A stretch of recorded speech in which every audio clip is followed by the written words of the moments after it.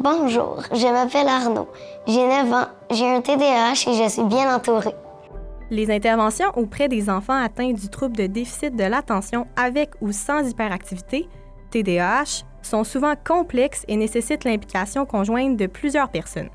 La collaboration est donc essentielle afin d'harmoniser les mesures mises en place dans chaque sphère de la vie de l'enfant. C'est important que tous les intervenants soient sur la même longueur d'onde parce que ça va être au service de l'enfant. Donc, il faut essayer de trouver ce qui va être le meilleur pour l'enfant. Il faut faire équipe dans une situation comme celle-là pour allier les différentes sphères de sa vie, là, autant le scolaire que le familial et que le social. Je pense qu'on ne pourrait pas prendre en charge ou gérer le TDAH si on ne s'occupait pas de tous ces éléments-là. Puis comme parents, on ne peut pas le faire tout seul. On a besoin d'avoir toutes ces personnes-là autour de nous pour faire équipe. Dans le fond, le TDAH, c'est un trouble neurodéveloppemental qui se présente avec des symptômes d'inattention, avec ou sans hyperactivité ou impulsivité, qui mènent à un bris du fonctionnement dans différents milieux de vie de l'enfant. Dès l'entrée d'Arnaud à la maternelle, on a bien vu qu'il y avait une tendance à avoir de la difficulté à se concentrer, à être attentif, à rester en place lorsqu'il y avait des instructions. En discutant avec l'enseignante, là, on a déjà amorcé des étapes pour l'accompagner, mais aussi en vue d'un diagnostic qu'il a reçu à l'âge de 6 ans. On va avoir des observations dans le milieu scolaire par l'enseignante, par exemple. Ensuite, le parent peut avoir des observations aussi à la maison de son attitude, mais aussi de son alimentation. Le médecin va avoir des observations, des préoccupations aussi autour de sa croissance. Donc, il faut être capable ensuite de bien communiquer tout ça puis de prendre la meilleure décision, toujours en ayant en tête que c'est pour l'enfant qu'on le fait. Dès la remarque des symptômes, les enseignants vont mettre en place de petites adaptations du côté de la classe, c'est-à-dire approcher l'enfant dans la zone d'action, donc garder l'enfant à proximité, s'assurer de capter l'attention de l'enfant avant de donner des consignes. Nous, ce qu'on doit s'assurer en milieu scolaire, c'est que les mesures d'adaptation préalables ont été faites. Donc, mon rôle, concrètement, dans la prise en charge de ces enfants-là, c'est de supporter la famille, de supporter les enfants, de supporter les enseignants. Il est très important d'établir les liens avec les autres professionnels quand le diagnostic est posé. Des fois, c'est une job de bras. Quand les enfants ont beaucoup d'énergie, bien, plus on est d'adultes à se partager le travail, à s'outiller, à se supporter, à se conseiller, bien, la charge est supportée également par l'ensemble des adultes alentour de l'enfant. En 2021, en Estrie, la démarche concertée du cheminement clinique pour l'évaluation et l'intervention interdisciplinaire et intersectorielle des réseaux de la santé et de l'éducation a été mise à jour pour baliser la communication entre les divers intervenants impliqués auprès des enfants atteints de TDAH. Donc, à partir du moment qu'un intervenant scolaire nous avise qu'un enfant a des problématiques à l'école, nous, la première chose à faire, c'est de rencontrer les familles, de faire un questionnaire auprès des parents pour voir s'il y a des symptômes qui sont importants au niveau de la maison ou de l'école. Puis pour ce volet-là d'évaluation-là, le retour de l'école est extrêmement important. Parce que c'est l'école qui est le milieu de vie principal de l'enfant. On a des grilles standardisées qui peuvent être remises aux parents.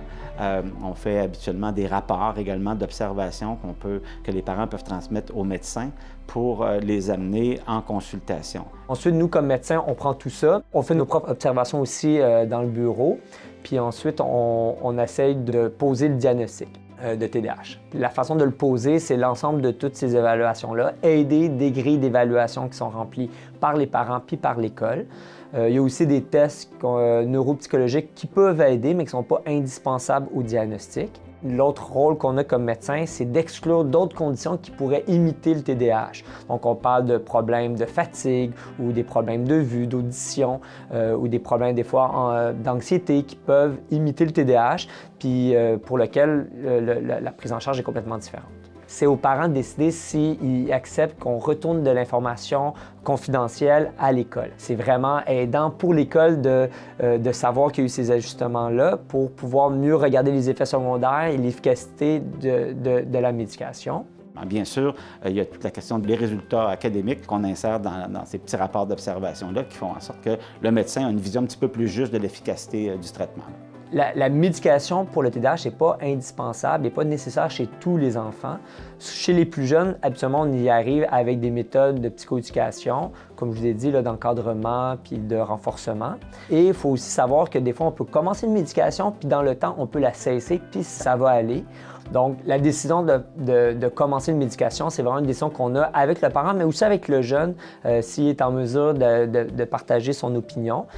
En plus des professionnels des milieux de la santé et scolaire, les organismes communautaires spécialisés en TDAH apportent un soutien précieux à ces enfants et leurs familles.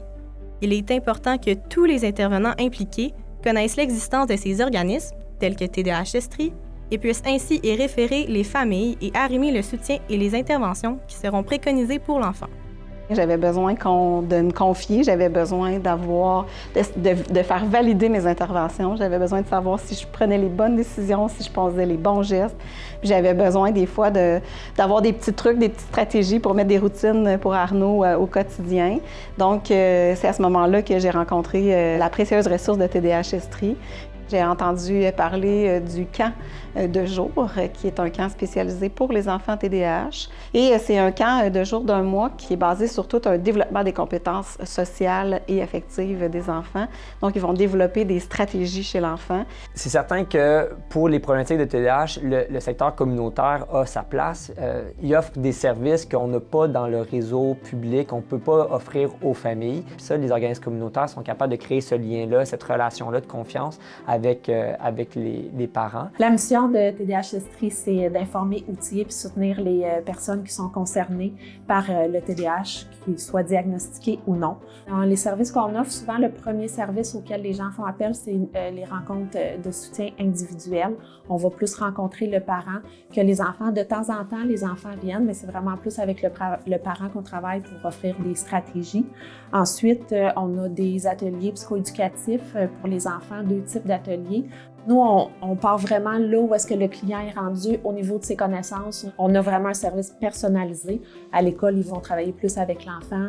Les médecins, c'est plus par rapport peut-être à la médication, des choses comme ça. Nous, on est vraiment avec le parent, l'outiller, les stratégies, le soutenir, l'accompagner.